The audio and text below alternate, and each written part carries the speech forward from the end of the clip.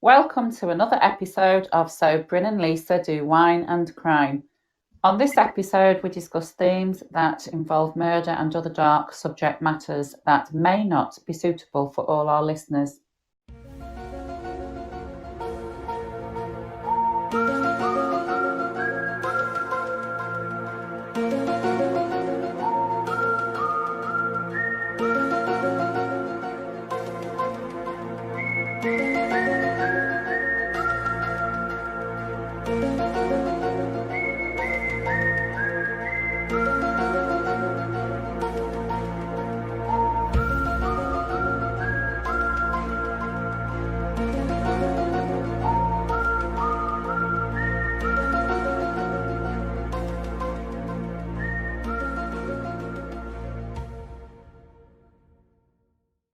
Welcome, So Squad. This episode of So Bryn and Lisa is tentatively titled The Death of Jonathan Brandis. Who remembers the child actor from SeaQuest? Once again, our So Missing segments will be made available to our Twitter and Instagram followers, so make sure you are following us on both platforms for exclusive content. Just a reminder that we will also be launching our Patreon membership platform very, very soon, and we are awaiting merchandise which has yet to arrive. But our So Bryn and Lisa Patreon will be offering our So Squad monthly rewards, meet and greets, one-on-one Zooms, and perks exclusive only to our subscribers. Just a friendly reminder before we crack on with the show, So Bryn and Lisa Do Wine and Crime is a weekly podcast that airs each Wednesday on Podbean at 10 p.m. GMT, 6 p.m. EST, and 3 p.m. PST. We are also available to listen to on Spotify and YouTube. Links to our Spotify and YouTube channels can be found on our official Twitter at So Bryn and Lisa and Instagram at So Bryn and Lisa. Now, on to a few shout-outs before we get on with this episode. I want to give a very, very quick hello to Raw Hollywood, H Wood Unlocked, and Izzy McCall for support and following on our Twitter. And last but certainly not least, at AppinColes99, thank you for your support. We cannot wait to meet you all later in the year. Also, if you're not a Podbean member, sign up today, and if you enjoy our content, please do tip us. Every little counts, and again, make sure to add us on Twitter and Instagram. Now on to the death of Jonathan Brandis. Too often, headlines announce the death of a beloved actor, politician, or historical figure. Even darker sometimes, the death comes by the person's own hand due to the pressure cooker that is known as the Hollywood Film Factory. Robin Williams, Marilyn Monroe, and Brittany Murphy are among the Hollywood elite who have sadly succumbed to the conveyor belt trappings. Their once glittering careers left in tatters, headlines of their downfall front page news, whispers among producers, and mixes of their inability to function, eventually taking its toll on their fragile interior until they make their final curtain call. And while suicide is a sad reality that even reaches into the world of celebrity, not everyone believes that these celebrities who committed suicide actually killed themselves. Kurt Cobain was one of the biggest artists at the time of his reported suicide, but he is an example of one of the biggest celebrity suicide conspiracies that just won't go away. And among those lost lives that have gained murder traction among Reddit users is Jonathan Brandis. Jonathan Brandis was born in Danbury, Connecticut, and was the only child of Mary, a teacher and personal manager, and Gregory Brandis, a food distributor and firefighter. At the age of 2, Greg and Mary saw the star potential in their blue-eyed, cherub-faced son, and it wasn't long before Jonathan secured his first modelling job with Buster Brown shoes. Commercials followed, and eventually in 1982, at 6 years old, little Jonathan Brandis landed a recurring role on the daytime soap One Life to Live while he was attending Valley Professional School.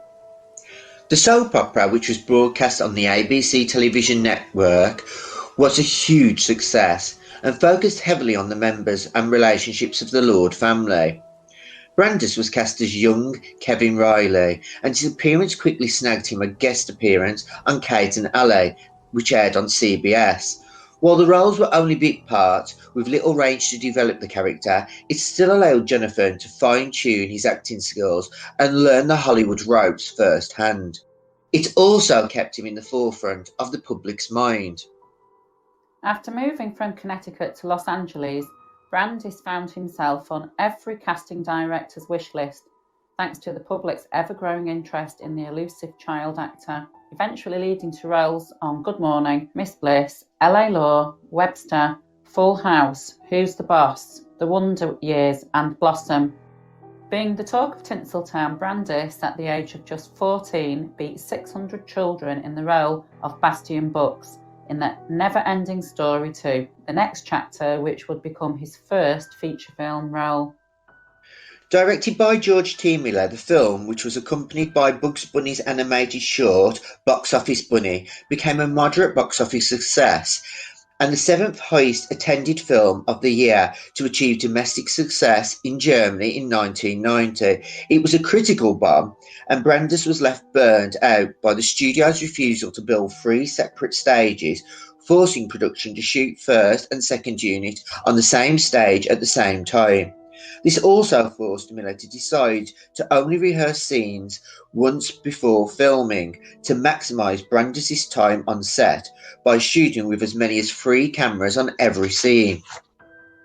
With the NeverEnding Story II, the next chapter Nightmare, well and truly behind him, Brandis was free to play the young Bill Denborough in the 1990 miniseries Stephen King's It, alongside Tim Curry, based on the best-selling novel of the same name. Later, while talking to People magazine in 1994, Brandis recalled how auditioning for the NeverEnding Story and It taught him how to behave, succeed, and be disciplined, as failure was waiting around every corner. When I was a little kid, Brandis said, I would get in trouble in class. The teachers would say, do you act this way on the set? And I'd say, no, that's a job. Brandis' performance in the Stephen King's It miniseries was lauded by critics and audiences alike, and the show was nominated for 2 Emmy Awards, 1 Eddie Award, 1 Youth in Film Award, and a Best Miniseries recognition from the People's Choice Awards. It won 2 of the nominations as Emmy Award for Outstanding Music Composition for Richard Beller's score and an Eddie Award for the miniseries editing. 2 years later, Brandis won the role of Matthew, a boy disguised as a girl soccer player in the Ladybug movie. Overnight, Brandis became a teen heartthrob and quickly built up a fan base.